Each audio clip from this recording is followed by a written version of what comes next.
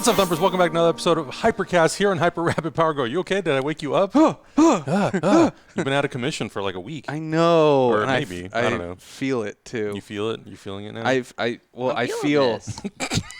Yeah, I'm feeling it. No, I feel like I've been out of commission. I missed everybody. I think he's still out of commission. Probably. A little bit. I feel like every time I look at you, you're just sitting on the couch. I tried to take him to there. the park this morning, and he said, let's go home. He's like kaiju. We're not going to get into why, but I'm still not totally recovered. I'm still a little sick. Well, thank you guys all for being here. Thank you for watching. It's been really fun doing this show for this is, I think, the 4th episode. So we've really been doing this for a month already? Yikes. When you put it that way, I thought we've been only doing it for 4 days. Wow, time moves way too fast. That's kind of insane. We should celebrate. This is a milestone. We have some champagne in the fridge that's been there since New Year. Right. That Emily and I have just left in there. We'll see you next week, guys. Bye. Been a great episode. It's been real. We're going to pull the Swell Boys tactic. We're retiring. 2 bangers. Let's get out of here. It's going well, man. Swell Boys are taking off. We got 300 subscribers. Oh, man. Oh, that's a banger. Are you trying to put in some time to leave now? Yeah. You're done with Hyper RPG? Yeah. It's. I think I'm going to pursue Swell Boys full time. We did just retire, but we retire. We can't actually make ad money until you pass 1,000 subscribers. But here in like a couple years, I think we might hit it. It's 1,000 subscribers, and I think it's 4,000 hours of watch time. Yeah, which we passed that already. Yeah, that's easy. Oh, easy. Because you did it with one video. One video. Oh, 20,000 views. Come on. Boom. What were you about to say, Malika? Oh, I also have sparkling rose apple cider. Oh yeah, because you don't drink. Yeah. Yeah, well.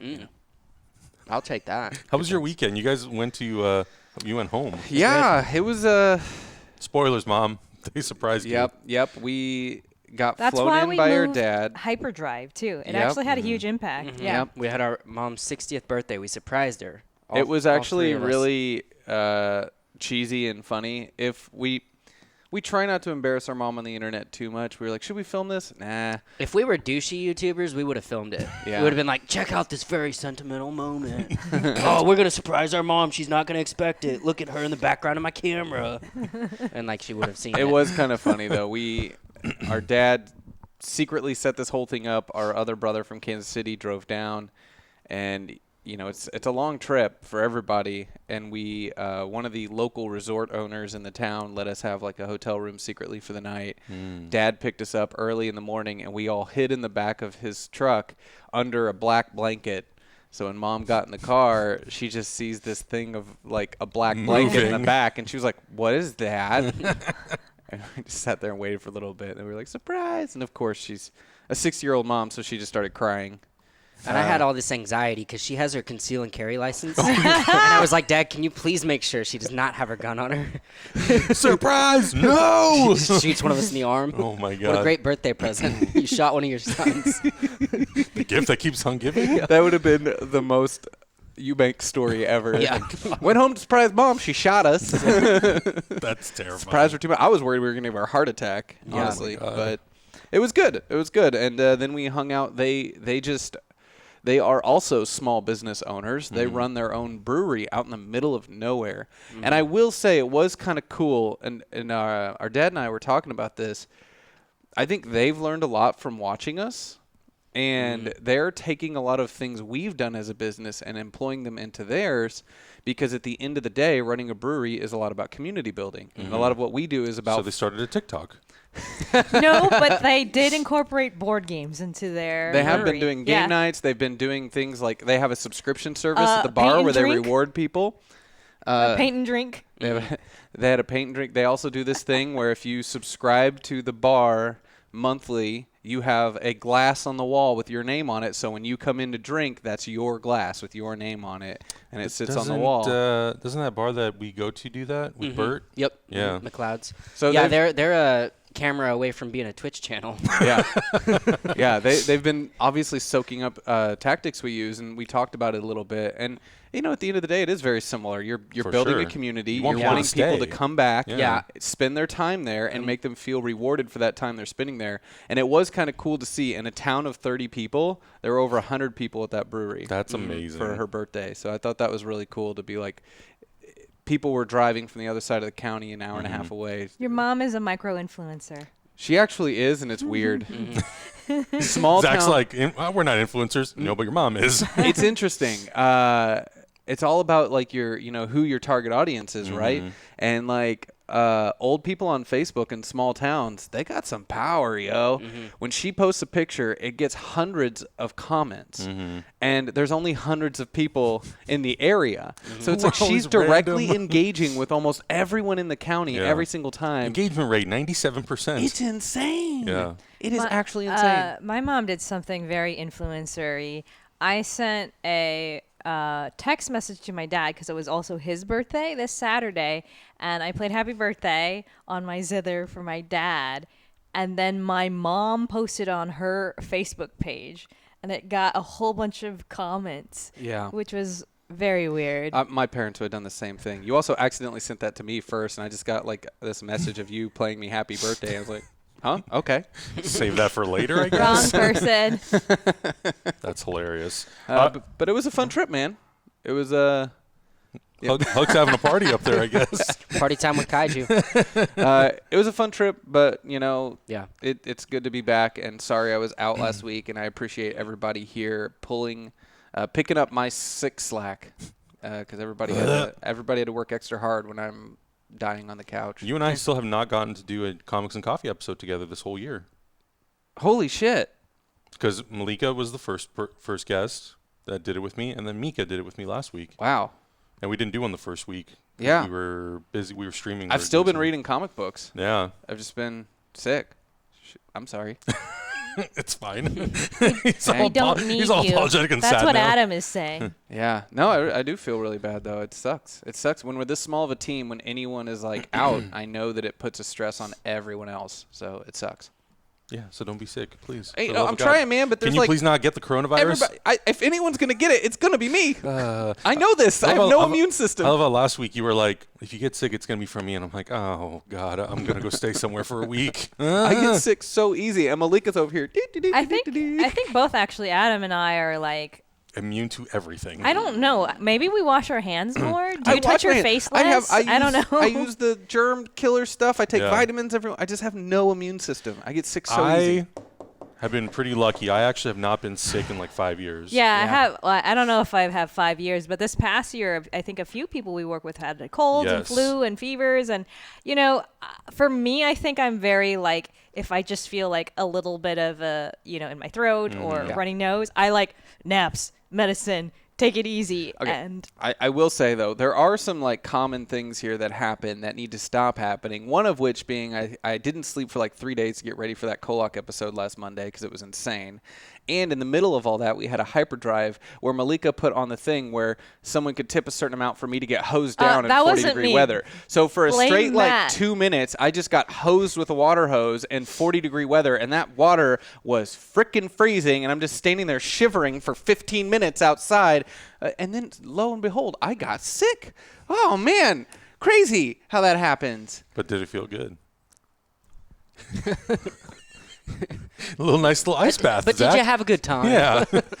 It was miserable. That's all that matters it is was you had for fun. it was for the good cause. Yeah, I love it. I love watch. Yeah, you know what? What are we doing today? What's going on? For any of you who have not watched this podcast before, welcome. We talk about stuff that interests us and whether it's tech or entertainment, stuff that we can bring to the table that we think could maybe apply to what we do here every day.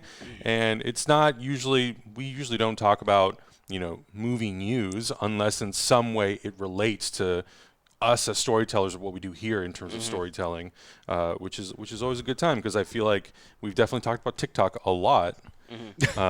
Which I've kind of not really been engaging on me either. much. I have I not stopped added using it. one video. Oh, sounds like but I'm going to thank win you this for following challenge. me. I gotta check. I opened Byte I did too. and I posted one thing. Oh, did you? Just New to see. challenge. This week's challenge. Yeah, so Byte is kind of like a Vine 2.0 type of thing.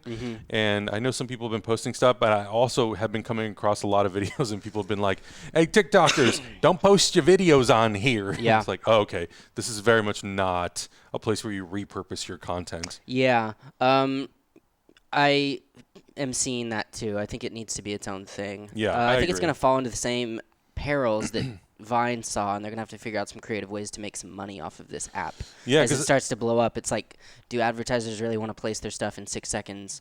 is that how long It's it is? only 6 seconds. 6 seconds. Yeah. 6 and a it's half, literally Vine technically, 2.0 pretty which much. makes no sense to me. It's 6.5 seconds. It's Why? like it's kind of like Vine, but with like the added in functions of TikTok of like effects and stuff. Oh, interesting. Little AR filters and stuff. Yeah, yeah. Speaking of which, have any of you built an AR filter for like Instagram For Snapchat. or just in general? Yeah, I've showed them to you, Zach. Yeah, you. And, I guess I can talk about this now. I was the creative director on an app for Intel using Intellivision, which was way before all this kind of stuff, using depth sensing cameras and puppets that you could I control remember with when you your were working face. on that and you had the panda. Yeah, that was when we first that's started my dating. shit. Yeah. All right. So When we I first started feel dating. like a pioneer in this space, but nobody really knows Yeah, like because that app didn't come out. I've been, But it helped shape the sucks. tech. Yeah, because that was Yeah, back it did. when that, It did help shape the That's tech. cool. I think Intel. so. yeah, I've been because a lot of people have been making them because you know how you do the ones where you can do like what Marvel character are you and it like randomly selects. Like Yeah. I know you've used them Yeah. too, and I looked into like how easy is it to It's make super one? easy. Because it seems I could like teach you. yeah, it seems like Yeah. it's very very simple. So I'm like, oh, maybe I want to like make something. It'd be Yeah. kind of fun. Yeah. But So- yeah, on Byte, I have had Ooh, early 9 adopter. 9 views. nice. Wow. 9 views on the post I made. I don't think I posted. I don't Let me think I see how posted many anything. mine. How do you check? You have to. It just took me the whole time we were talking to find figure it out. There's if you go to your profile Mm-hmm. home and you hit the 3 dots, you can click View My Stats. See, Got that's it. the one thing that I think TikTok has figured out incredibly well. Like Instagram, is the interface is really good. I have 46 Ooh, son of a bitch! and 0 followers. I've got 2. This looks like a Eubank boy war. It's going down. Yeah, It's going down. I'm not going to try that hard. So what do we have going on new this week here? I think I put a few bullet points you down, did, but you did. Do you want to go through them, or do you want me to go through them? you go through them. How many things can we talk about? I know we have Okay, so many we thknow have a we're few working things on that we behind the can talk scenes, about. but I don't Yeah. know what we can talk about. One what is thing- confirmed? One thing that is confirmed is about the time this video will come out next week, Freddie Prinze Jr. would be on the finale of D&DW. He is a special guest, so I'm very That's right. excited to That's have cool. him on D&DW. He's a big RPG guy. Also, I think awesome. maybe Yeah, the that's great. He played same- Kanan Jarrus in Star Wars, so I'm gonna have to restrain myself. Also, I think probably on the day this video comes out, we'll do a Altered Carbon RPG one shot in conjunction with the Kickstarted campaign of the RPG. Kickstarted? Did I make a verb there? I made a word. Kickstarter. Of the Altered Carbon RPG on Kickstarter. Oh So- man, I just did some math in my head, and by math I mean just realizing what day of the month it was. So Alter Carbon comes back in like a couple weeks on Netflix. Yes, season so on the 2. 29th, season 2 comes out. But So we just thinking about that made me realize, wait, we're only like a week and a half away from Lock and Key dropping on Netflix. Mm-hmm. Yeah.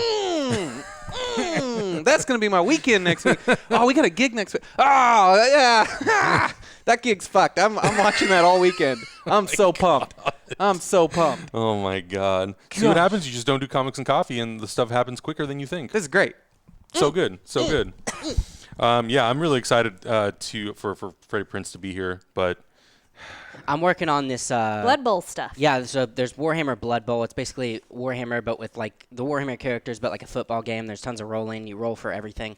I'm working on making a fantasy football league for it, so that we can have like players, like a show where they've got their team of like 9 players, and you can draft players. Make your own team of 9. So you're like actually trying to help your players on the battlefield and help them get points so that your fantasy football team can do better. That's cool. Would it And- be fun to have people, you know how in D&DW we have, like GM / sports commentary? Well, we also, I think it would be. I part think it'd be of- awesome to have football commentators. Somebody doing part a of the game John Madden impression. is coaches. Mm-hmm. So Yeah, we the have play- the fake ice. Can we The just pour players Gatorade? of the game are coaches, and they're coaching their figures what to do. It's like, it's actually, now that we've like read the rules, like shit, this is like way easier to make an RPG show than Warhammer is. We maybe should have started here and gone from here. Maybe fantasy football was the way to go. But then also we can do like a bracket challenge of like, fill out your bracket of how Yeah. you think the season's going to go. And I think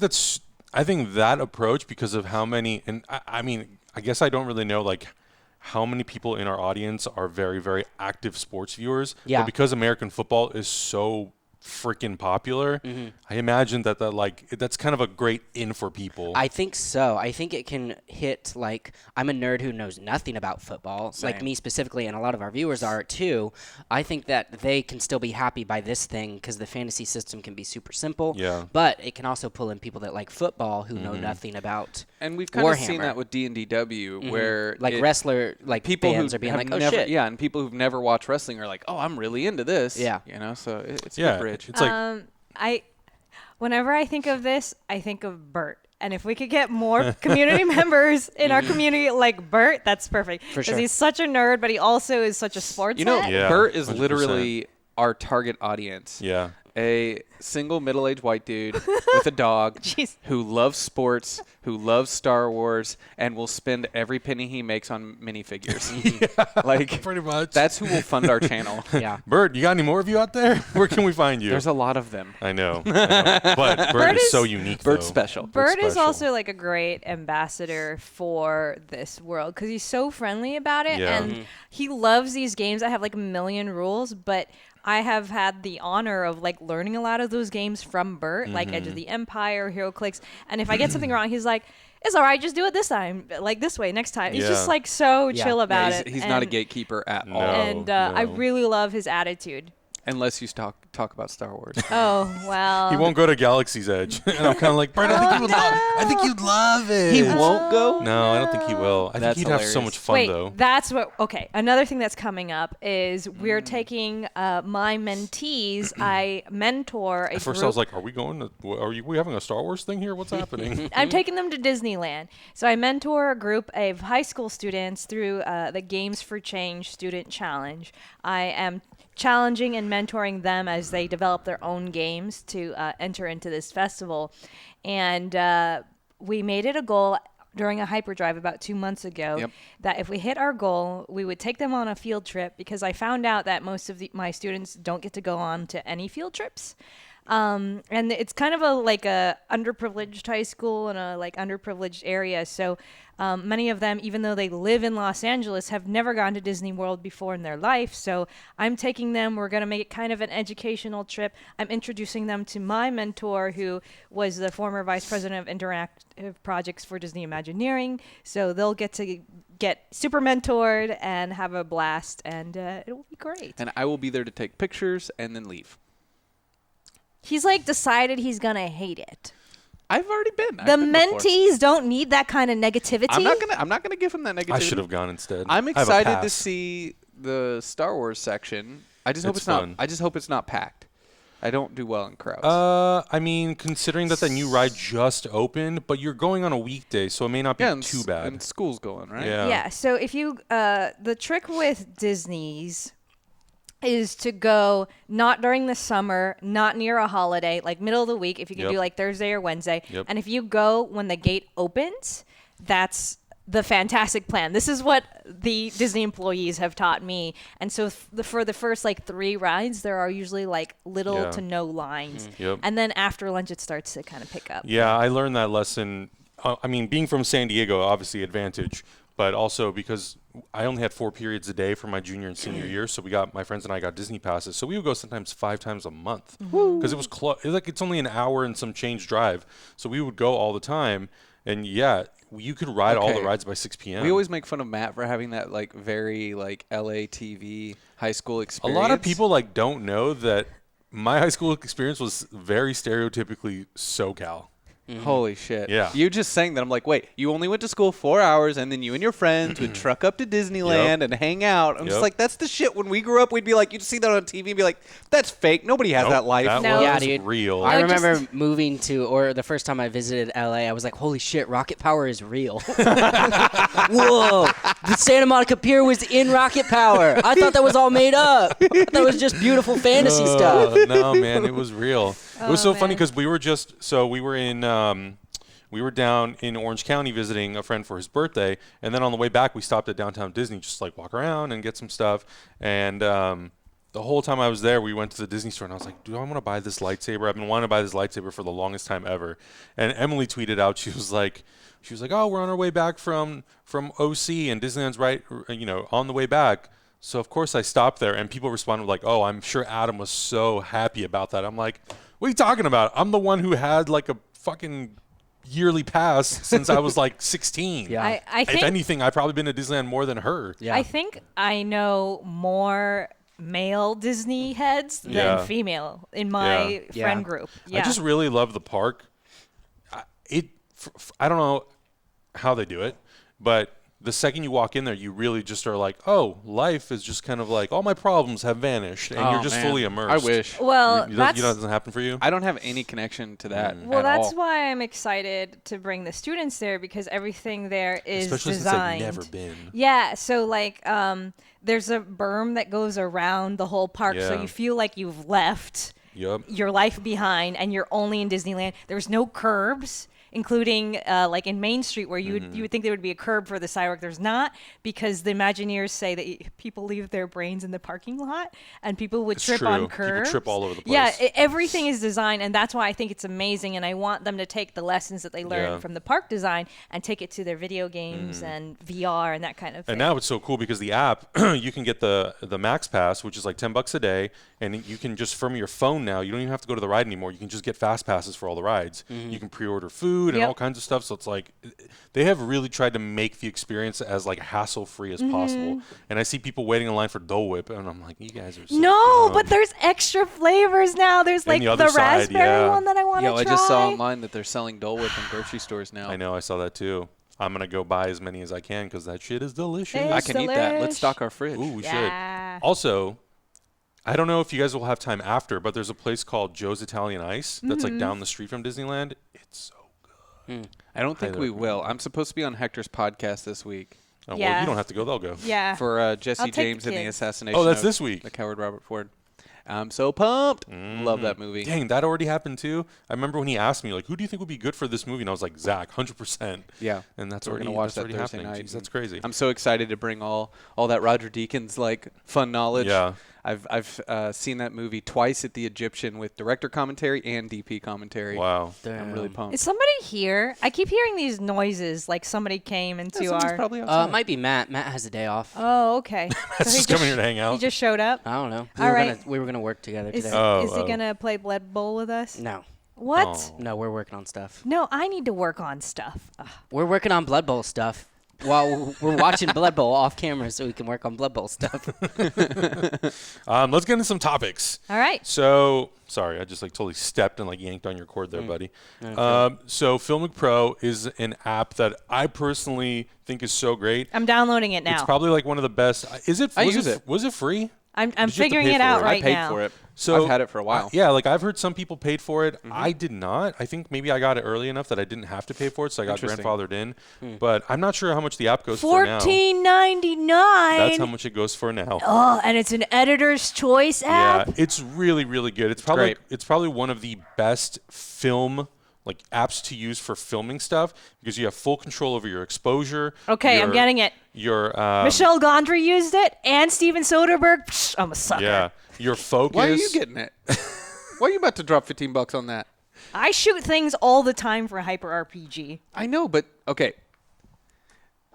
For what you do, social media, I feel like this will just slow you down. Oh, okay. Because I will say that Filmic Pro is extremely like thorough. Yeah. Okay. It turns your phone into a very manual camera. But like, I know how to use a manual camera. I know, but also like for social media, I feel like it's not going to give you better social media. All right, posts. let's ask $15 the viewers. We broke, girl. Is it worth I'm the gonna make a poll on $14.99?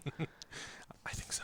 I mean, I Hey have man, it. I Use didn't my have phone. a bagel Don't- sandwich this morning. I can afford this. That's true. I spent $10 on a bagel. Did you throw it away too? No, I finished it, but it was not that good, and I spent $10 on it. Well, So point. All right, fine. That's whatever. the thing. But that's the thing I love about it. It has so many manual controls, Mm-hmm. and you can shoot up to. I think for my phone, I can shoot up to 240 frames per second. Oh, wow. And you can either have it play back at 120 frames, or you can have it play back at 24 or whatever you want. So it does slow motion and everything. Wow. So it's a really great app. And they've released another app. I think it was late last year. That was for photography, which I've used a little bit, not as much as I use Filmic Pro. But they just released a new app called Double Take, and Double Take allows you to basically use multiple cameras on your phone to capture at the same time. So if you wanted to, you could use your ultra wide angle lens and your regular wide angle, and you can capture them both at the same time and basically have two different cuts to work from. Wait, are we all those kind of snobs at this table that have phones with 3 cameras on the back? Yeah. I have 2. I got 3. Yeah. Well, I guess I technically have 3 because I have a selfie camera also. So this may not be an Android app. This may be. It should be available. It just released today, so it was a little hard to find. I had to type in Filmic Pro Double Take, okay. and then I was able to So find it. when it's recording at the same time, is it recording each file separately that I can work from, or is it recording one file that's like put together? So it has 'Cause I saw you filming it. Yeah, so it has multiple modes. The first mode is side-by-side mode, and you can do it. The cool thing that I like about it is you can do it vertically or horizontally. You can do side-by-side mode, which basically puts, if you're doing, let's say if I did like my telephoto lens and my selfie lens, it'll basically put them either top to bottom or Yeah. side by side, and it'll record that as one file. Gotcha. Then they have picture-in-picture mode, which has like a main camera And then a small and then a window. small one in the corner, and it's very responsive. You can move it anywhere you want. Wow. And when it's in picture-in-picture mode, it bakes them together. Gotcha. But then they have discrete mode, which is the same thing like picture-in-picture mode, but it actually records both sources independently That's interesting. at full 1080. That's really interesting Yeah. to me. I feel like that would be really taxing on iPhone. your processor. Your I think so, phone yeah. processor. Like I feel like my phone would heat up and die. Yeah, I know that they recommend, like, it'll only work, the dual camera mode will only work on certain iPhone models. Gotcha. And I mean, I have the iPhone XS Max, so on my phone it works fine, but I think it will work incredibly well on like, any new phone that you And use. you can also use a front-facing camera, right? Yep. That's That's- interesting. that's so the main you could, thing. You could record this and this. Exactly. And you could then cut out the parts that you want, like, and cut to my so reaction kind of a stuff. perfect sort of example is like if you're having a one-on-one conversation with somebody, you could set this up in between you, Yeah. and it's capturing their camera and your camera. Yeah. Really So cool. instead of having to synchronize cameras and all that stuff, it's literally in the app and done for you. Yep. Only iPhone. Only iPhone. Yep. Really. Only iOS. Oh. Yep. Oh. So it's pretty cool. So you can do up to 2. I would hope that at some point maybe there'll be an ability to do more. Yeah. But it's because it's very taxing on your processor. Yeah, That's probably going to be very hard. Gotta believe that. that I'm would I'm doing kill the your B-roll battery. for you. Yeah, so you and can- it's cool. So you can actually like move this window around and it'll just go anywhere. It's like super responsive. yeah. And it's only got 4 controls. So it has the option to pick what cameras you want to use. Recording? It's got I could. you can access your camera roll, and then in the top right corner you can pick whether you want picture-in-picture, discrete, or You can Yo, go wide. use bro, so stuff we from can your use it. camera roll. Oh, you mean like no, this? it accesses to your camera roll. Oh, I see. I see. Yeah. Which would be Gotcha. cool though if you could like preload some That's video. you could do a trailer reaction on your phone. Yeah, or if you're doing like a tutorial. Yeah. And you can here have we your go. picture-in-picture. Yeah. Yeah, I have the picture-in-picture. Yeah, it's pretty cool. They can watch me react to your faces. Why do That- you look so bored, Lucas? What? Oh, you're looking at me. Oh, I thought I was on your front. Oh, it can do both at the same time. So the one thing that I started to think about was like, well, like if you could preload something and you could do some sort of like reaction video, that could be kind of cool. I don't know You if could knock can. reactions out so fast. super Yeah. super fast. And they do separate. Yeah, so discrete mode is the Yeah, one that does 2 that's what we're files saying. independently. That's so cool. Picture-in-picture mode, it'll bake it together as one file. You can do 24 frames, 25, and 30. And anything that it exports is 1080, not 4K, which like totally fine. It's whatever. It has a histogram. You can and it has the exposure and focus controls as well. It's not as in-depth as Filmic Pro, but they did say that the features will be integrated into Filmic Pro sometime in the spring. So maybe your version of the app will eventually get it sometime around the summer. The one thing I started thinking about was like, well, I like watching chefs on platforms like TikTok. I wonder now if it'll speed up the process, because it could be you actually doing the thing while at the same time just like cooking. Right. Dude, it'll be so sick for TikTok. Yeah. Yeah. Platforms like that, yeah. The only thing that's kept me from putting up food videos on TikTok, because clearly it has not stopped me on Instagram, is I need my hands to cook, and then I don't have like a good place to put my phone while shooting video. Yeah. Yeah. And the only other thing I thought of too was, because it's using lenses on opposite sides of the phone, if that's the way you decide to use it, you have to be very like kind of strategic with your placing. Yeah. Like if I'm And recording lighting, myself, I can't have something on the table because then the phone won't see it. So it's like you really have to kind of like pre-plan how you're going to shoot stuff. Yeah. Like I think for person-to-person interactions, or if you want to use two cameras and you want to use like your ultra wide and your telephoto to get two different shots, like for that kind of stuff it works. But I want to see how like creatively people use this. So in the past, what I would do is put a mirror in front of my phone. So when I was shooting things, I would shoot it like this, because you want like the full quality, but you want to be able to see it. So I would just put like hack together like one of those table mirrors like this, and that's how I would shoot like whatever art films and stuff Back like in the that. day. Yeah, You back in the day. Now you've got those front-facing cameras that are super high quality. Yeah. Yeah. It's crazy. That's a super cool app. Yeah, it's really cool, and I can't wait to see sort of more. I think that your idea though of being able to like preload a file and to just be able to do some sort of like tutorial directly in the app, or a way of like, how could I capture my screen into the app so I can do something live while still being able to capture myself. That sort of stuff I think could be really, really cool. That seems like something that may already exist. Probably. It probably does. Yeah. Because I know, screen capturing is a lot less intensive. Yeah. Well, it depends. Some of those screens are, Yeah. But I think for some filmmakers it'll be interesting to see how do they utilize it to get multiple shots at once, even though it's technically of the same thing. I think there was another feature that Filmic Pro, they either did roll it out or it's going to roll out soon. It's the ability to be able to record. Let's say you have a band playing. You're recording them, and the ability to swap between all your lenses. So you can do like an ultra wide, you can do a wide shot, or you can do a punch and like a close up, all while the thing is recording at the same time. It seems like the only thing so far right now, the only way that people are getting like actual depth in photos is this 3D tracking that's happening, and it's not great. No. And it's especially not good enough for video, because once you like for photos, you can play around with it, but for video, there's too much artifacting. You can see it happening.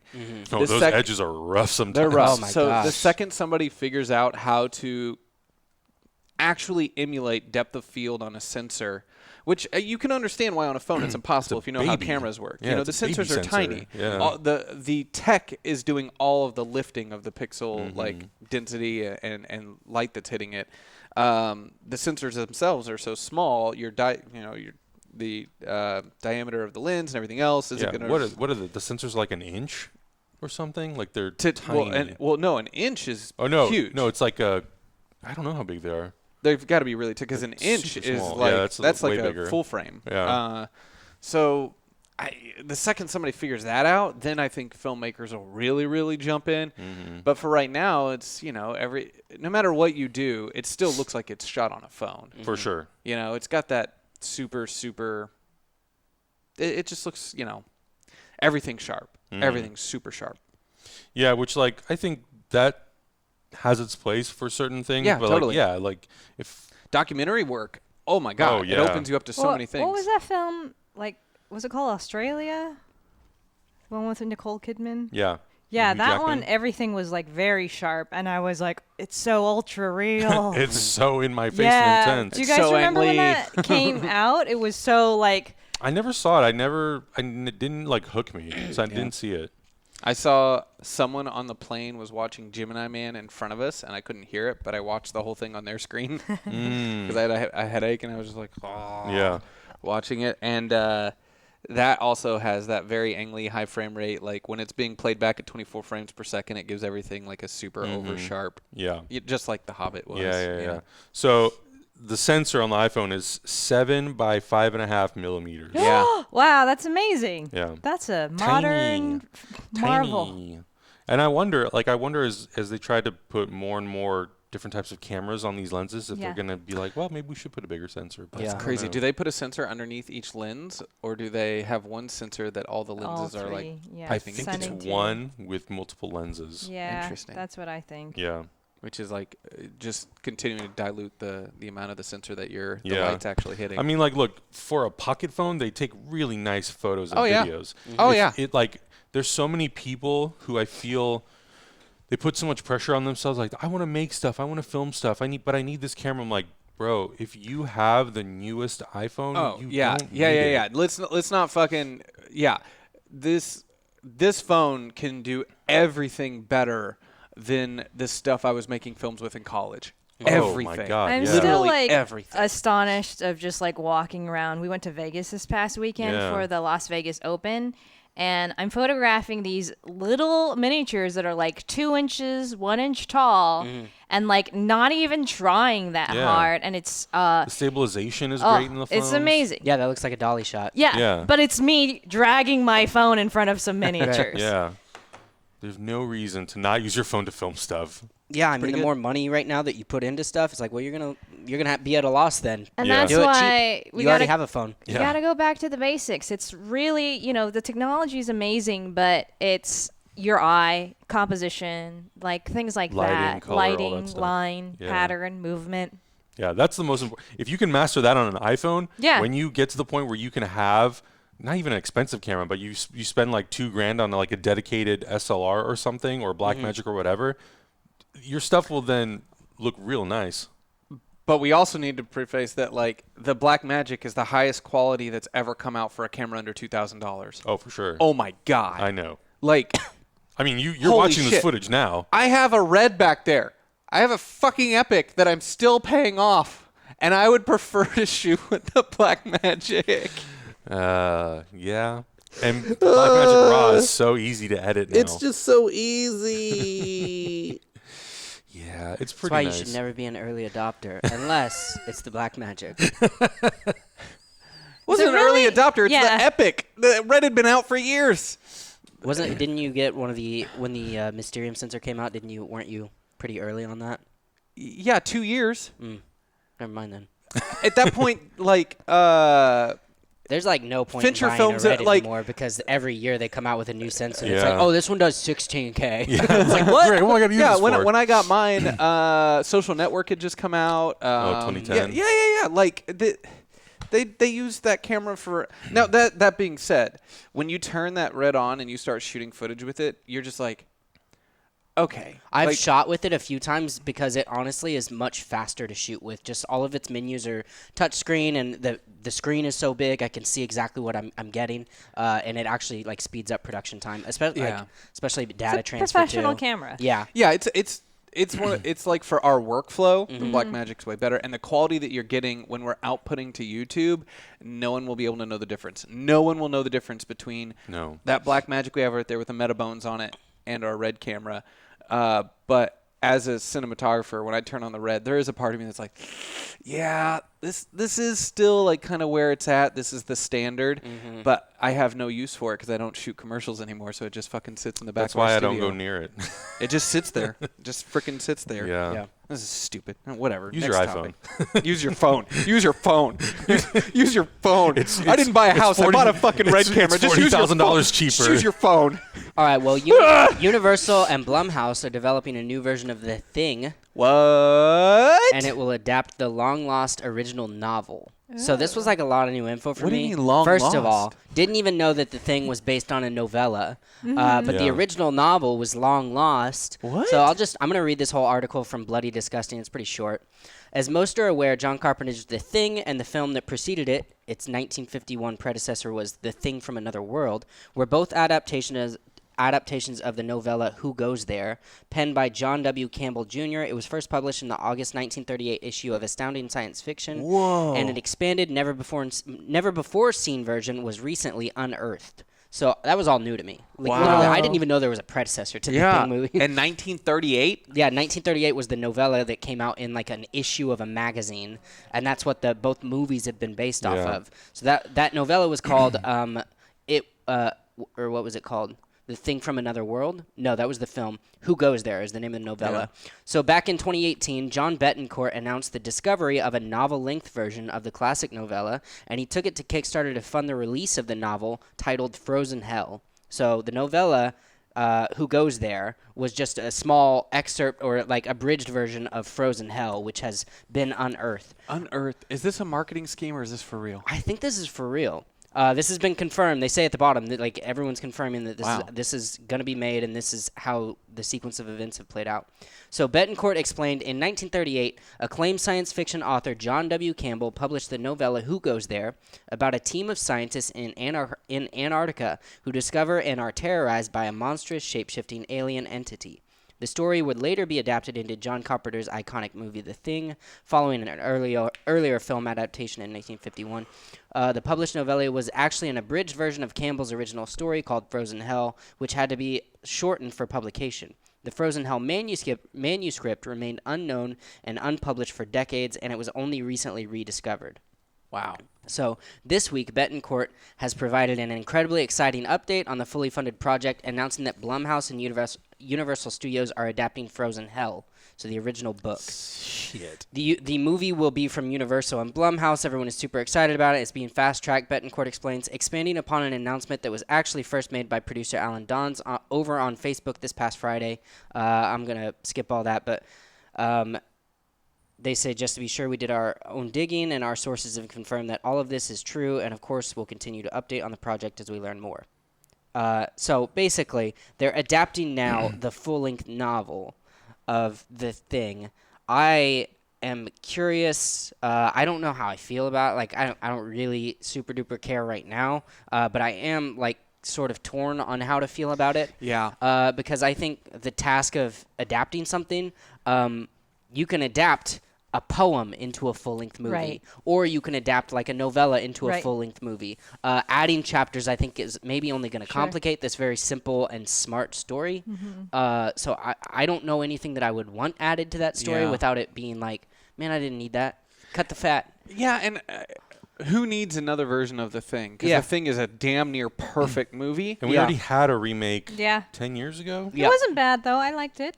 You know, it's not like But the the original is classic like- whatever, but That We- Kurt Russell movie, real good. We watch that about once a year, and the prop and effect work and The Thing hold up so well. And, you know, some of it is a little cheesy, but it's like, it's a terrifying cheese. You know, even when Totally. it's not working, it's working to its goal. I mean, Yeah. the It's hot wire terrifying. is like ah. Yeah. It is Yeah. terrifying. Grotesque and like unsettling the way things move whenever they're puppeted. But yeah, I think also, I guess I think it's a big question of like, can it keep that sort of charm that we like? But this is something totally different. So does it need to? So I'm wondering if audiences are going to be trying to compare and be like, this is not as good as the original, but it's like, it's not trying to be the original. It's Yeah. just like an actual adaptation of the book. And But let's be real. They're also making it because they know that doing anything that is a remake of The Thing is a hot people talking are point. Yeah. going to go see We're it. talking They about just it. did right. Halloween, so it's like, Yeah. oh, they can take another Carpenter So thing even and if remake it. even if they're not necessarily actually adapting the film from a marketing standpoint, that's what helped it get greenlit. Yeah. Right. Yeah. I also am curious. Are they going to try to bring back any of the original cast? Are they going to try to make this feel like it's a sequel in any way, like a retelling? I'm wondering if the book has provided anything different, like any extra content that we won't expect. That excites me. Could be cool. Yeah, there might be some horrific stuff we couldn't have even imagined. Or is this just going to be like, you know, there's a couple extra characters that don't really matter, different tone, different actors. I don't really know how to feel about it. I'm also curious that it's like Blumhouse, which are notorious for making things very cheaply that make like a ton of money. That has been both good and bad. Get Out is a great example of it working well. There have been some really bad examples, though. I think Paranormal Activity was the first that they did, right? It was like $15,000 and it grossed Yeah. nearly $200 million. Yeah. So that paranormal activity movies are the reason that one of the reasons that Blumhouse was really able to find its success. But then the quality of them has also deteriorated. there's been like immensely. 100 Insidious movies, and there's only like one good one. Some of the Purge like sequel things that they've done are apparently pretty bad. I haven't watched them, but I think that that's both good and bad. I don't want this to be a very high budget, polished thing. LOL. I think that the thing was great for being like a small, cheaper, like practical effect story. It's simple. It's set at a base. Yeah. Out in the middle of nowhere. I'm curious if these days, I'd like to talk to you, VFX guy. Could they mess this up? I think the thing, and I think like the grotesqueness and the coolness of that story comes from some of that like original practical effects, and them just like showing it. Like I think horror a lot of times is about not what you've not seen, but then it can have like the reverse effect of if you're showing like right there in front of you, here is this nasty, awful thing that can have like a really shocking effect as well. Could they be messing this up? Is it cheaper for them to do this CGI than to do puppetry kind of stuff these days? 'Cause sometimes I feel like they could outsource that for cheaper. Yeah. And like do this with bad graphics. I've kind of always been of this opinion. I think if you 100% rely on one or the other too much, you will lose some sort of quality. Interesting. And I think obviously before we had digital visual effects, of course we 100% relied on practical effects because that's all we had at the time. Yeah. And I think for the limitations of the tech, I think for the most part, when movies really put in the effort, Yeah. they look really good. Yeah. And I think Carpenter's Thing is a perfect example of that, of using stuff like that to its fullest advantage. Yeah. Now, because we have the opportunity to make really good looking practical things and we can support it and uplift it with digital enhancements, Yeah. I think there is an opportunity for that to work really well. I think it's really going to come down to like, who's the filmmaker that's making this? Is Yeah. it someone who is able to, who really understands how to blend both? Yeah. The practical and the digital, and can really find a way to make it work without overdoing it. Because I think that's my biggest thing when it comes to horror movies that deal with anything that's supernatural or alien-like. They always overdo the CG Yeah. digital. Because that's Effects. like my concern. Because originally I was like, oh, cool. Well, it's Blumhouse, so it's gonna be super cheap. So they're probably not gonna do some like CGI monster. Because this is like a monster thing, and I prefer my monsters to look real. Yeah. But then I was thinking, is it cheaper to make a CGI monster these days? Probably is. So I'm If you concerned about outsource that. it, yeah, for With sure. Blumhouse making a cheap movie, they Yeah. might be like, let's just get our team of I would hope whoever. that they, especially like, I would hope that they would understand that if you really want quality, there's got to be some sort of like blend of the two. Yeah. If you completely outsource this effect to VFX houses in other parts of the world, yeah, you'll get it for cheaper, but you will probably sacrifice quality. I do feel like, at least from all the Blumhouse movies that I have seen, the ones that have had visual effects in them, they've been like, the quality of them has been pretty good. I agree. Us has quite a few Yeah. visual effects in it, and for the most part, I feel like they looked really great. Yep. So I agree. it's tough. It's tough. And I think it really will also come down to like, yeah, who's making the this damn filmmaker? movie? Yeah. Because there's a lot to be said about sometimes good horror movies are better when they're cheap because you're being forced Limitations. to not show things because you can't Yep. afford to show them, and it increases tension and Yep. it increases the horror of it. Yeah. And the Thing is a perfect example of, at its heart, it's about paranoia. Yeah. Yeah. Yeah. I mean, and that's what it what you needs to don't be. know is more Yeah. scary. I don't want it to. Yeah, it's less a monster movie and more a psychological thriller of like I don't know who's good and bad around me of these Who do people I that I trust? trust. Yeah, I don't know who to trust. I mean, Jaws is one of the most famous stories when it comes to that. Like, they built that shark, and it almost never worked, so they just showed it less. Yeah. And it kind of made the movie more terrifying that way. I honestly think you could make Thing without ever showing a monster. Just Yeah. people disappearing around you and blood Yeah. all around of like somebody's had a horrific death and then Yeah. they come back and like, hey, I'm good. I'm Yeah. fine. Have any of you seen Color Out of Space yet? Not yet. Don't. I hate saying that. I hate because I want to support like indie filmmakers, and I actually really enjoy that director's other work, and I enjoy Nicolas Cage being a crazy lunatic. But that movie is a good example of what almost feels like someone trying to do like a Thing remake, similar kind of stuff, doing a lot of practical effects mixed with CG. They do show a lot of the practical effects on screen, and some of those practical effects are really good, but the movie is trash. Really? Oh, We didn't I even watched it. We Yeah. didn't even get through it. That It was movie so is bad. garbage. Did you guys get like 20 It was minutes not of No, good. we got further than It 20. was so weird. If anything, we almost finished it, but it was so uncompelling, we didn't even feel the no, need to finish it. I think I watched the whole thing. Oh, yeah? I think you fell asleep. I was just like, I'm a this sucker sucks. for like I'm gonna like wait, maybe the end will save it. Oh, it gets just worse and worse. Great. There's like a lot of problems with that movie. Yeah. Yikes. Fundamental issues. And I like Nicolas Cage being crazy. I think I liked this trailer. I was like, oh, this is the interesting. trailer really wowed me. Yeah. And some of the design is really good, but the acting is so It's all over the place. atrocious. I don't know if it's like poor directing. I don't know. Because like I'm like these are good actors, but they're not being directed in a way honestly, that Cage feels like compelling. he's doing a Trump impression. Oh, great. Like he feels like he's doing a Trump impression when he starts to lose his mind and he just gets Yeah, I'm like good. belligerent. It's weird. It's probably Maybe not go watch watch that. Mandy again instead. yes. Yeah. Yes. Yes. Interesting. Well, But that's all I got. that's my That's what I biggest got concern is with someone this. will do something like that where it's yeah. like, Yeah. you know, it felt like a spiritual successor of something like that, Yeah. but Yeah. without any of the like Carpenter charm and knowing how to like Yeah. make something work. Yeah, and that's always been the tough thing. I mean, to be a director who really wants to embrace something that deals with a subject matter like this, you really do have to understand how to utilize practical and digital in Yeah. a way that like they support each other and they uplift the whole thing. Because if you only, I mean, that's again, that is also like why you hire specialized people who really understand it. But like you as the director need to be able to explain like what it is you're looking for in the clearest way possible so everyone can do their job to like create something. Moving on to my topic that I forgot to put on the document. thanks a lot. It actually like ties well into the thing. I wanted Yeah. to talk about using music to enhance your stories. And John Carpenter is a perfect example of that. But in reference to how we do it here at Hyper, we have a couple different tools. I just want to kind of talk about how we do it and why we do it.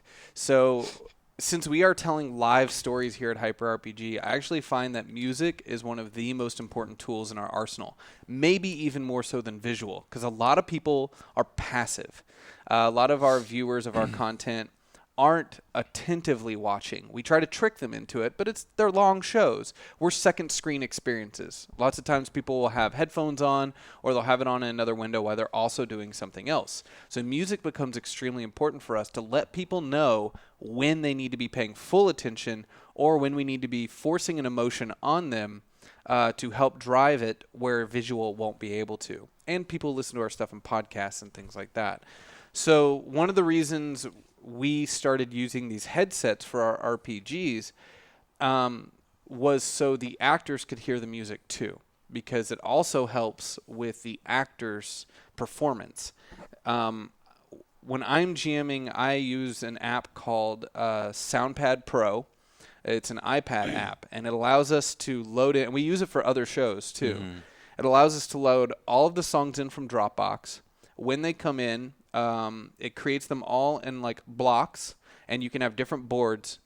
And Alex and I talked a lot when we were making Kolak about how we wanted music in RPGs to work a little differently, because the most common tool, which you may be aware of, viewers out there, if you're looking for stuff, is Sirenscape, which is a subscription service that they do a lot of their own music for, and they do have tons of sound sets, but once you start using it, you realize that a lot of them are the same sounds just put into different sound packs, and they're just reusing a lot of the same stuff, and it has a very specific sound, and if it's what you're going for, that's totally fine. It's a cool tool. We actually, we use it on a lot of shows. We do. We find that it works really well, especially for fantasy RPGs and stuff like that. But for some of our modern stuff, it doesn't really work at all. So, and the other thing with Sirenscape is that everything is kind of organized by location. And Alex and I talked a lot about we want to start making songs for this kind of long-form storytelling based on tone. So him and I created a list of every kind of tone we would go through and every kind of emotional set that we would want. So here's, when somebody's feeling anxious, this is the sound. When someone feels in danger, when there's a mystery, you know. And we build out our soundboard based on those tonal sets. We also created everything to be in the same key range, and so everything has a very specific, like, this belongs in this show and this feeling.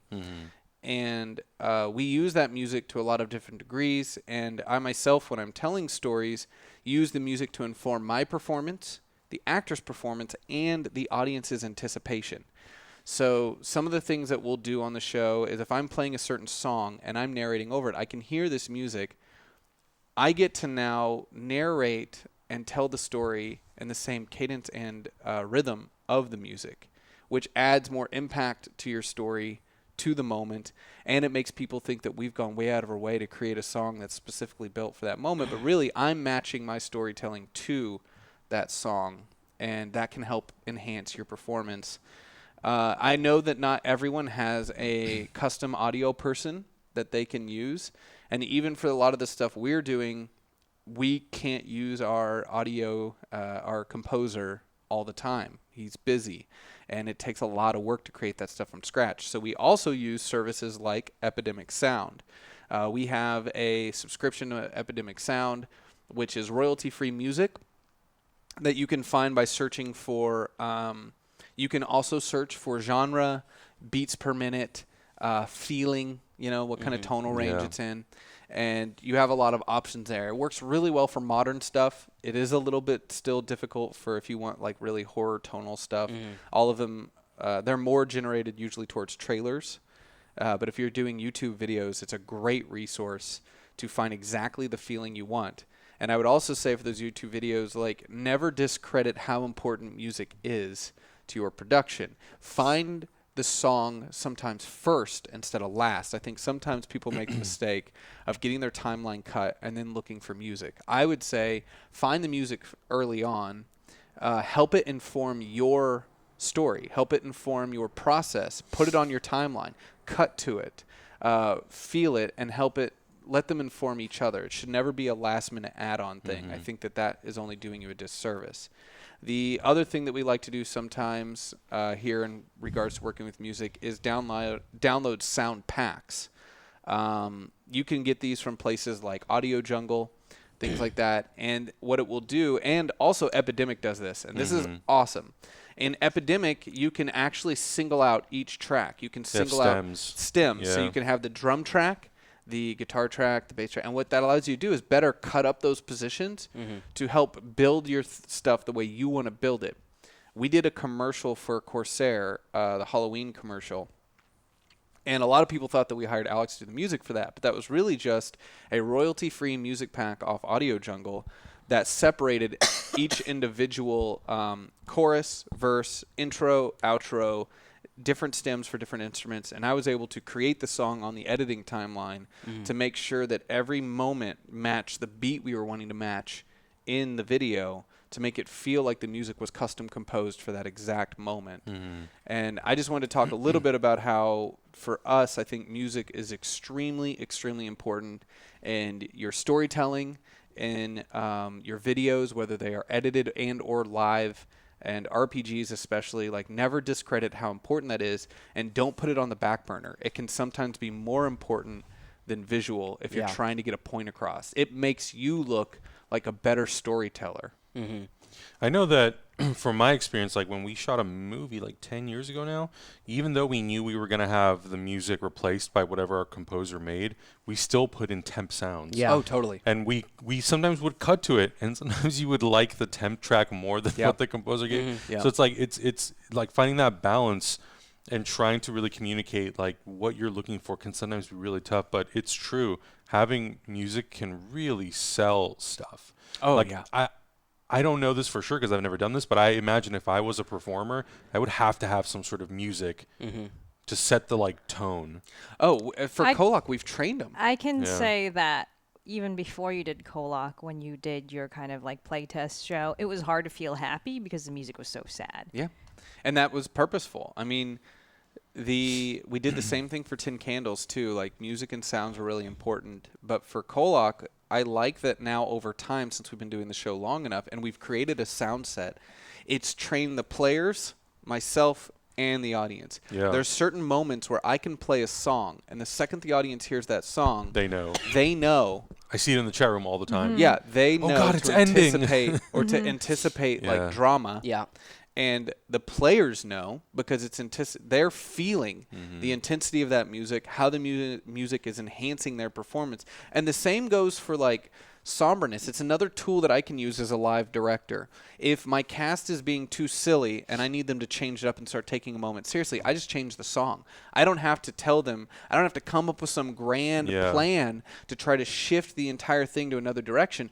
All I have to do is change the song. And since they can hear it, it informs them that like, okay, like we need to like match to it, and you do it naturally.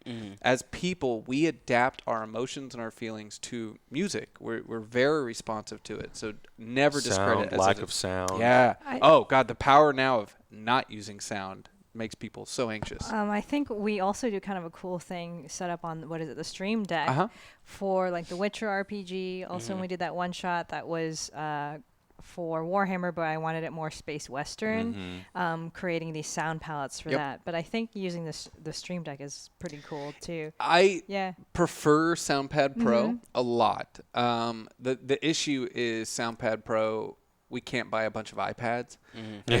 That's the only issue. How honestly. many boards can you make on there? Right, 4 at a time, unfortunately, and I've filled them up. We have one for each of the shows we use on, and then when we run out, we have to use the Stream Deck. Right now, the Stream Deck doesn't allow us to adjust the volume for each individual song, control how and when they loop.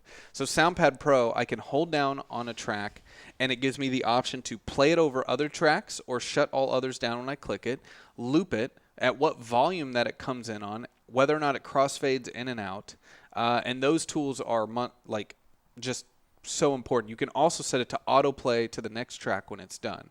So you can almost build your own kind of custom playlist, which I use for D&DW to make it auto switch to the next song, and then kind of like start over. But then I can also like click on one and know that it will loop indefinitely if I need it to. Whereas for the Stream Deck, it will play songs from your desktop. So I had to do a little bit of extra work on those. I went into Premiere and I created my own crossfades and put 4 or 5 songs together based on a tone into one file, and then loaded them all up into the Stream Deck. So when we're running the board for our Witcher RPG, it's like fighting, mystery, dark, so anyone running the board can sit down and be like, oh, I get what's happening. They're in this kind of moment. Click that and play it. But unfortunately, it doesn't have as much control. But we've got it set up where it's outputting anything that plays over the desktop goes back into our board, so we can adjust those volume levels independently on the mixer. Then it goes out into our feed from there. So you can still control it.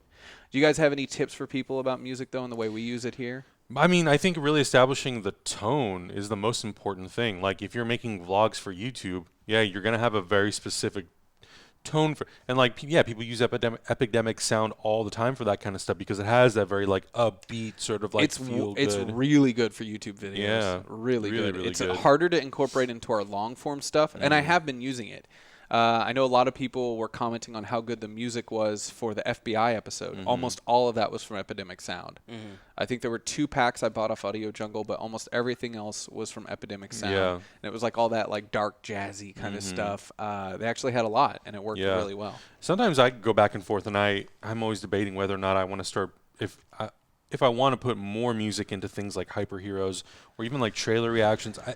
I love music so much, and I love it when it's just in the background, sort of like informing, and it also just like has this like welcoming feeling.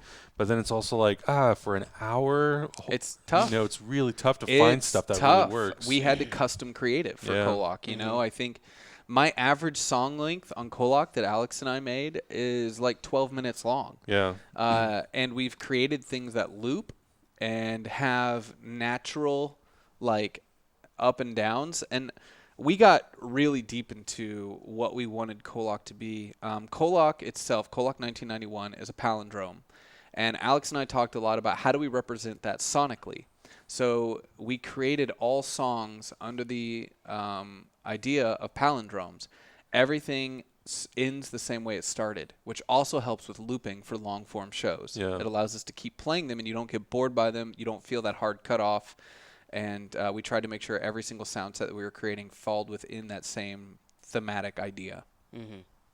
And I wanted to bring it up because I don't think a lot of people realize like how important that stuff is to us here. Yeah. Like sound, whether it's music or sound effects, it like can make or break stuff. Yeah. Easily. And doing it live is very tough. It is. It's very, very tough. And a lot of people stay away from it because it's so tough. But I think it's something we do really well here. And it's something that more people should strive to do well. Yeah, and I think you mix that with any sort of visual cues that we try to pull up, even if it's just with the lights itself, and then bringing in like thunder and lightning. Yeah. Like I think, and then the music, it all really like sets a tone for I the scene. love when we do rain and thunder and things Yeah. like that. That helps so much. Some of the other stuff, and that's usually Sirenscape, but some of the other stuff in there is really hard for us to use when it's like attacks Lasers or blasting. You're lasers like, and blasters. I'm like, we're not doing the Star Wars show. And even then, like, I feel like when we use those, it always feels silly. Even when we're on shows, it fits. When Yeah. you use an attack I sound. use explosion sounds on Warhammer, but it kind of sounds yeah. more for fun than for right, like serious drama. right. It doesn't really help inform that moment as much as it makes people go like, ha ha ha ha. Yeah. So, Your ship blew up. Yeah, it seems like ambient, tonal, and environmental are the things you should go for in long-form storytelling. Yeah, I agree. Yeah, like birds singing, crickets chirping, that kind of stuff works a lot better than like a gunshot. Yep. Like, that's Yeah. like 3 seconds later than like a gun fires, and we're like, oh, where's the gun sound effect? That's happened to me sometimes. I'm like, where's the button for the damn thing? Yeah. Yeah. Okay, that's all I wanted to talk about. Cool. I wrote a topic down in the document.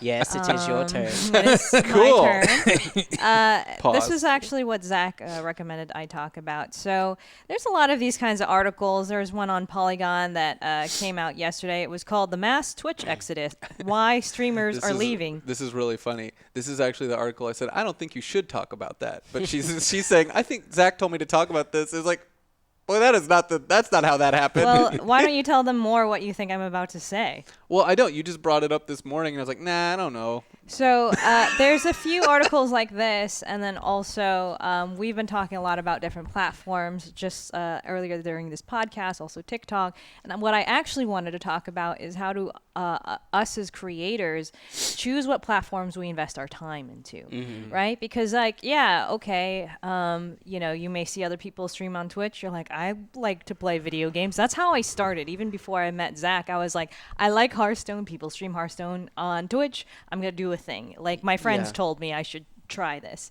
And then you see, huge streamers like Ninja leave the platform and you're like, oh, if Ninja is leaving Twitch, should I be following him and going to Mixer and that kind of thing? And I think what you really need to do is take a big step back and realize if you want to kind of be like a consistent content creator, if this is like one of those hobbies you want to turn into a hustle, it's a lot more than just like where people are. And it is easy to get excited about like TikTok or things that seem to be growing really quickly. But you really have to take a deep dive into your content, your strategy, and what you want to put out there. And not only that, a huge part of it is what kind of lifestyle you want to live. So Twitch live streaming really awards time live on the platform. And there are many articles over the past years talking about people who have almost like become addicted to drugs just to like charity live stream, and it's crazy. And so that is inherent to the platform. YouTube, there's all sorts of grumbles about what creators don't like about it, but if you play the SEO game right, there are still being people discovered on YouTube. There's all sorts of stuff here. And I think part of the reason why I haven't put any videos up on TikTok yet is like, why do I want to invest myself into another platform, right? Because we're spreading ourselves so thin. And one of our huge challenges here at HyperRPG is, you can't use the growth on one platform to leverage another anymore. Not anymore. Yeah. Used to, but in not the anymore. past, you could have like 1 million followers on, Facebook or something. And that informed everything else. Right. You did. And then you would post on Facebook like, hey, I'm doing a thing on Twitch. And then those followers would watch your thing on Twitch. Now, when I try to post on HyperRPG's Facebook page, and I ask the algorithm to post when it is most advantageous, it usually tells me a Friday a week in advance. So that's really hard, especially because we do a lot of live And stuff. even then, if you put a link out, it's not going to show anyone unless you pay for it. No, it's extremely hard. And then like with TikTok, it's like, okay, what is the value of having thousands and thousands of followers unless I can monetize that, we've right? seen this. We've had giant guests come through to our network, and we've got data that goes back 6 years on Twitch now. And 5 years ago on Twitch, if a celebrity posted on their Twitter, I'm going live on this platform right now, we could see in our analytics how many people click through from Twitter. Now, when you look at your analytics and we have people posting on their Instagram, swipe up, click here to go to here, or they post on their Twitter, I'm live right now, go here. It is negligible. Almost like 1% of people find your content that is live and in the moment. You need those other social media platforms to tell people, we're live here. Go now. It's happening right now, but everything's changed. And the actual analytics of people coming through, it's just like nothing. And it's giant guests too that we've seen almost no push at all because all of these platforms have changed.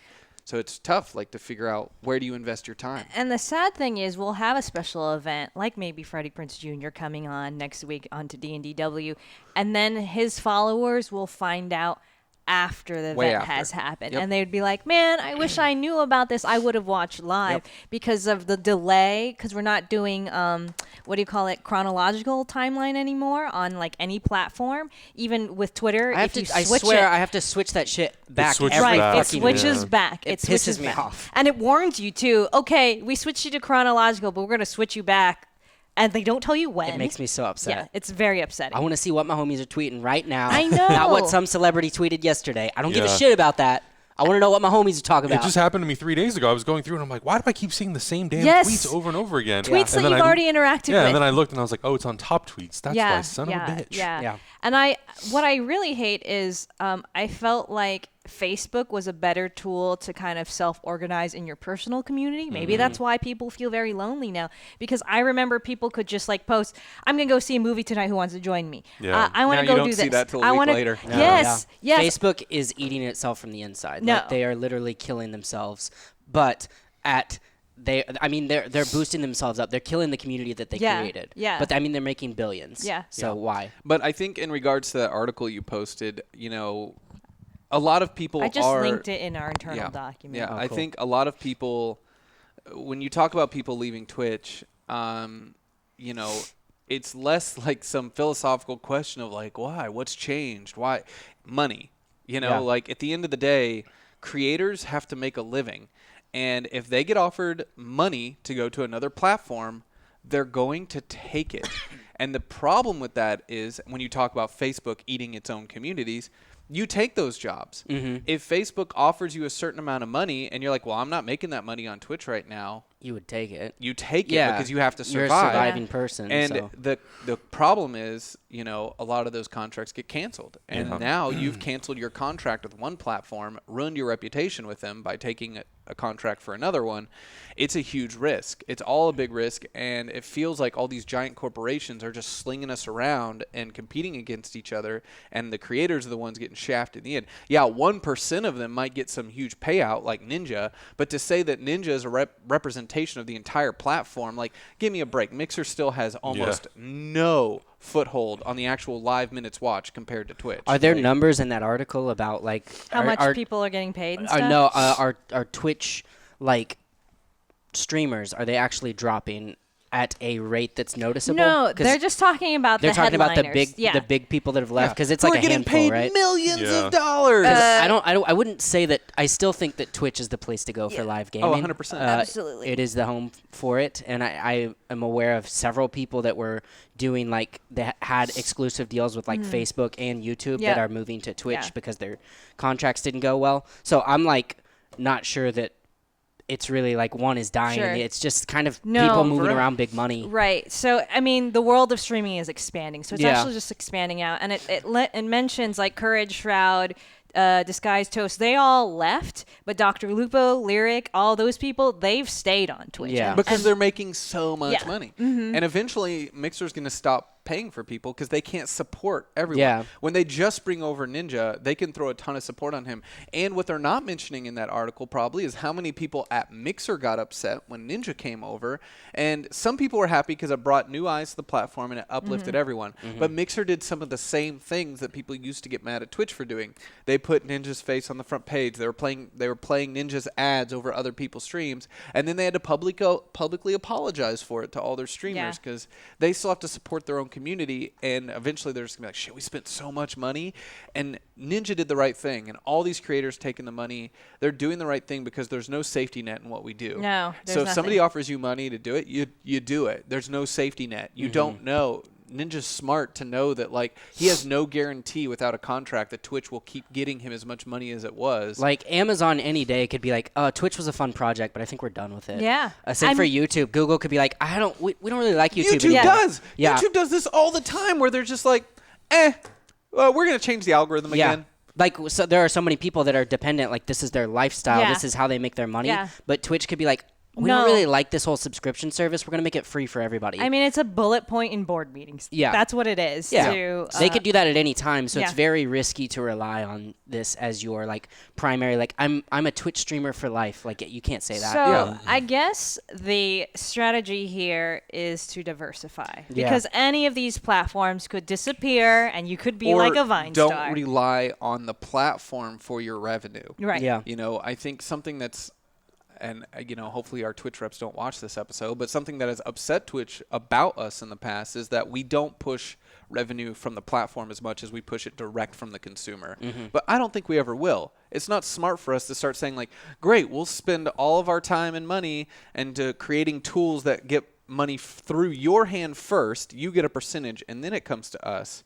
Yeah. One of the reasons we've stuck with Twitch is they haven't forced us to stop doing that.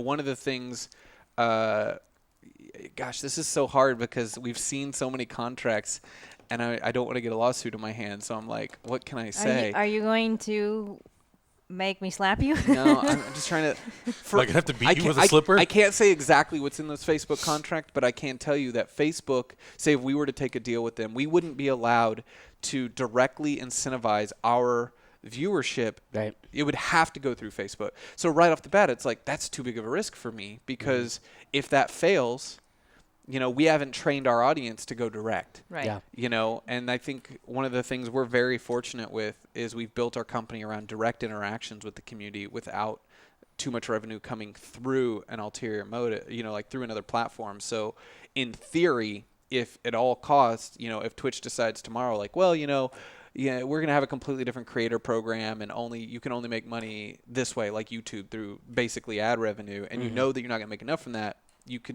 there's already a safety net built there. But when I said diversify, I really did mean more than just revenue. I think you have to have multiple ways to talk to your community. Yeah. So, like, if Twitter implodes, we tell them on Discord. If Twitch implodes, we tell them on, like, we have so many ways. We have a Facebook group so that if we don't have access to these tools, or sometimes some days they're just down. Like, how many people go to Twitter and they're like, Instagram's down? But you know what sucks? Our community hates that.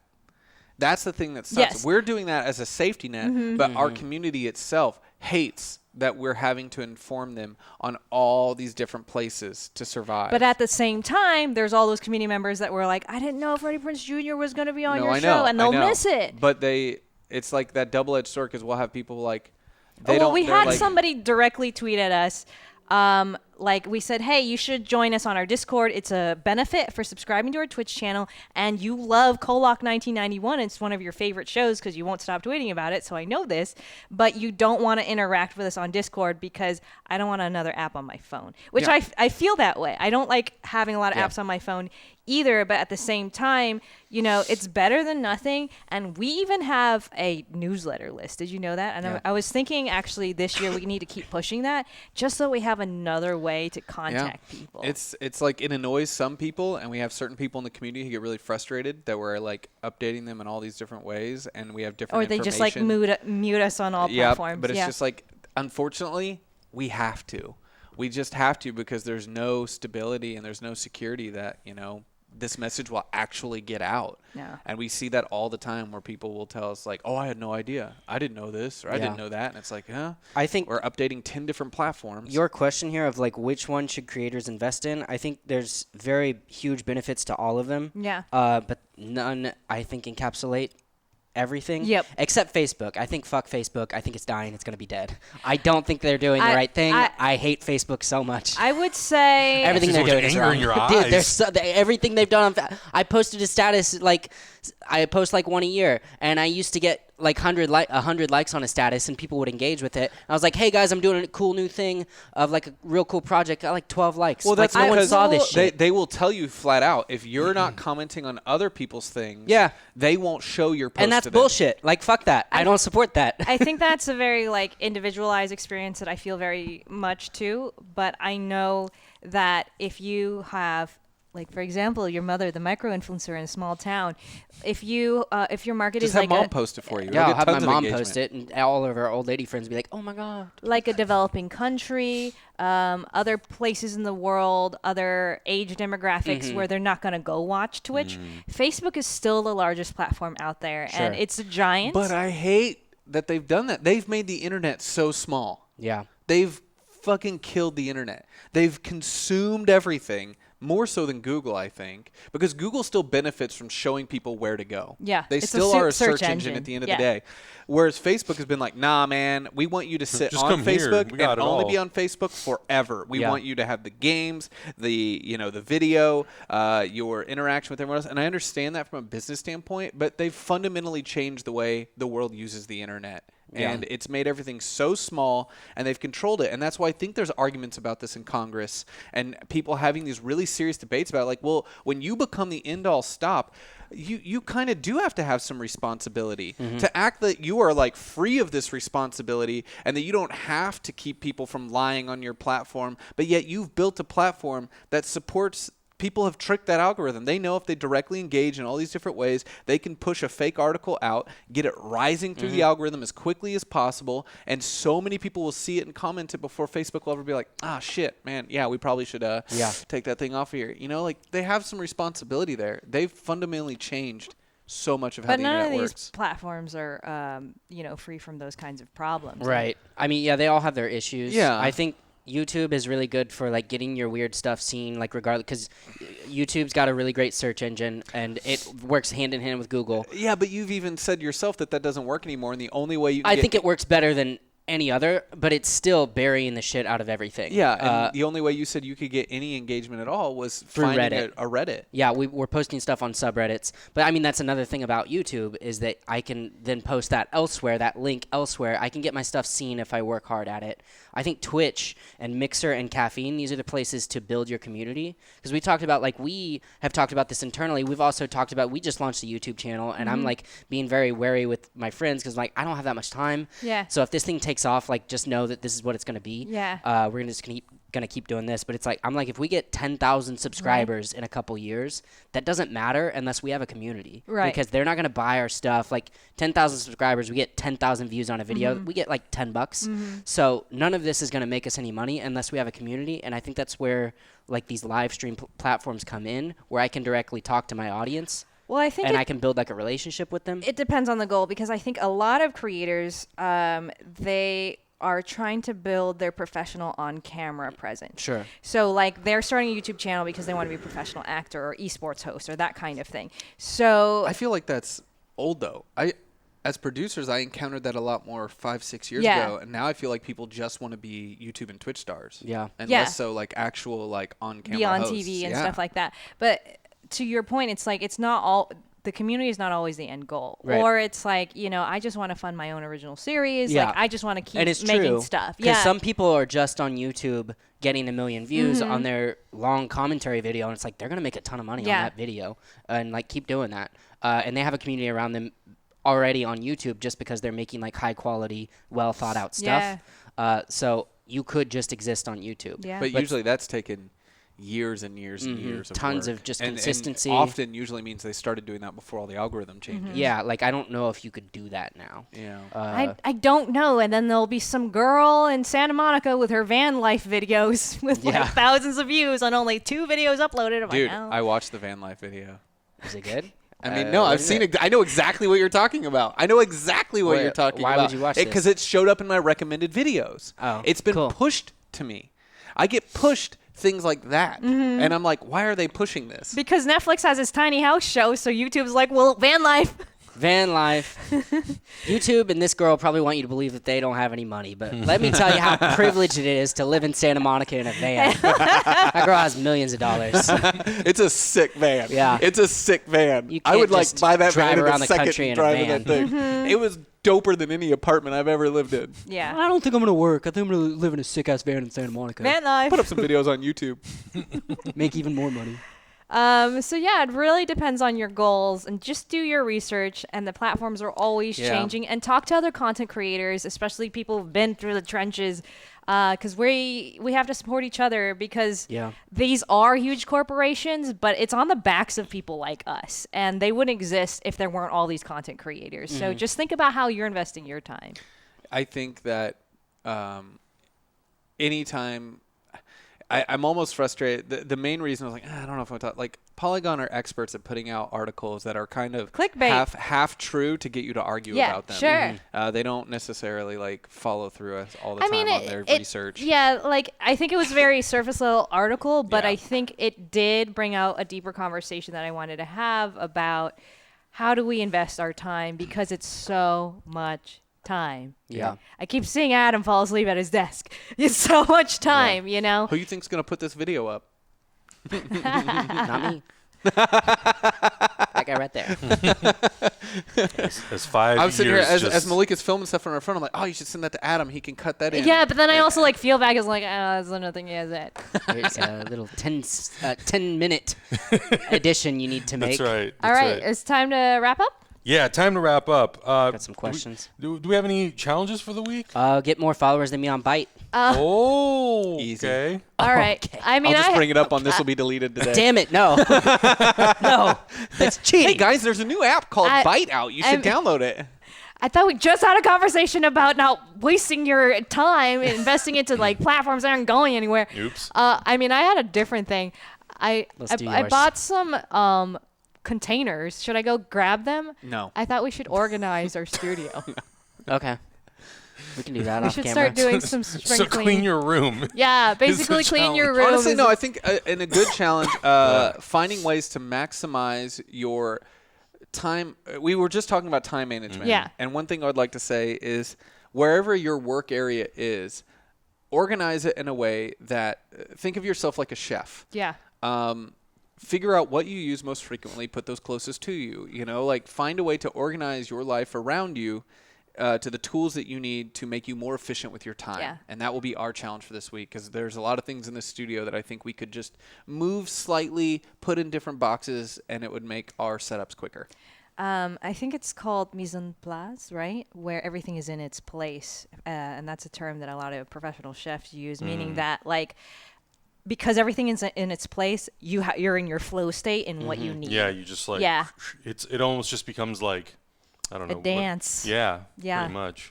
And then you have, like, your muscle memory of, like, Yeah, what to don't do. even Muscle have to memory. look. Yeah. That's what I have to do when I'm GMing. If things aren't in the exact same spot, I need to be able to do them without thinking, because I'm having to think about how to respond. So I need the things in front of me, all the tech that I'm using, to be set up the exact same every week, so it can be done without thinking. Yeah. And I think we need the same thing for our setup. No joke, though, when I do analog things, I do Control-Z, and I'm like, shit, that doesn't work on a painting. You're like writing something. Shit, that doesn't work. Hold on. Where's my eraser? Have you done that? I don't know. Maybe I don't Well, it's crowd- like anytime I get in your car and it's an automatic, and I sit there and I'm like, oh, same thing. You're just like stepping. There's nothing there. Yeah. You're like, And oh. did we want to check in about our last week's challenge? What was our last week challenge? The Oh yeah, The friend thing. No, Lucas wasn't here. I All hung right. out with Lucas all weekend. I hung out with a lot of people. I had a tea party. I think I did. Probably. I hang out with people. Yeah, you actually hang out with people. For sure, dude. I went to a birthday party, so that was There you fun. go. I got to hang out with all my San Diego friends. Yeah. I went with a Warhammer cast to Vegas. I was forced to go to my mom's birthday party at a brewery, but I left early to work on co-op. I didn't. I drank a lot of beers. He did. He showed up. I made a a couple couple new hours friends. later, and he got home, and then he had a whiskey in his hand, and he was standing in the living room of our old house, and he was doing this. You do that a lot down here too. And I was like, Lucas, do you have too much to drink? What? Nah. Nah, I'm chilling. Just chilling, dude.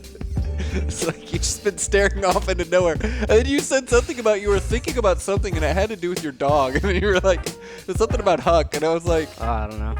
oh, you I were, worry about the boy. Wait, no, you were like, you were looking at how their dog was sitting down, and you were like, Thought about getting my dog to do I was that. thinking about Huck, and like Huck lays down that way. Just having a good time. See, I made several friends. Did you have a traumatic experience while you were there? No, I had a great time. It's just he had had a lot of beer, and then he was sitting there with the whiskey in his hand. I was like, I don't know, man, you might just want to go to bed. Beer before whiskey, you know what they say. Beer before liquor. Wait, never sicker? Oh, no. That's where we're going to end this episode. All right. Let us know in the comments about any of the things that we talked about, and we'll see you guys next week. Bye.